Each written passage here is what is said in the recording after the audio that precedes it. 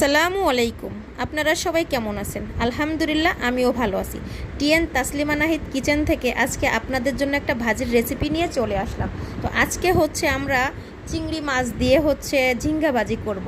ঝিঙ্গে তরকারিটা অনেক ঠান্ডা তরকারি, আমরা কিন্তু সবাই পছন্দ করি, অনেকভাবেই রান্না করে খাওয়া যায়। তো আমার কাছে ভাজিটাও কিন্তু অনেক বেশি মজা হয়।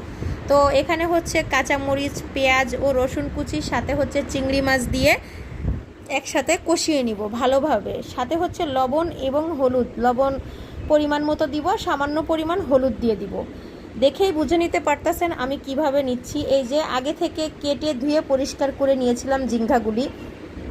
এই ঝিঙ্গাবাজি আমার বাসায় সবাই ছোট থেকে বড় অনেক পছন্দ করে। আমার বাচ্চাদের তো ঝিঙ্গাবাজি হইলে আর কিছুই লাগে না।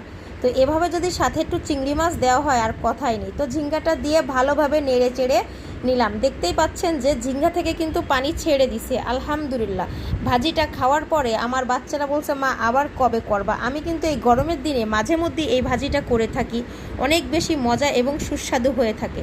আচ্ছা, আপনাদের যাদের আমার এই ভিডিওটা ভালো লেগে থাকে অবশ্যই একটা লাইক করতে ভুলবেন না। যদি আরও বেশি ভালো লেগে থাকে আপনার ফ্রেন্ড সার্কেল যারা আছে সবার কাছে পৌঁছানোর জন্য সাথে একটা কমেন্ট করে দিবেন ও পারলে একটা শেয়ার করে দিবেন।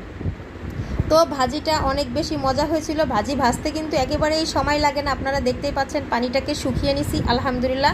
অনেক অনেক অনেক বেশি ভালো হয়েছিল। তো আপনারা যারা আমাকে ভালোবেসে আমার ভিডিওটা দেখেন, ভালো থাকবেন, সুস্থ থাকবেন। আল্লাহ হাফেজ।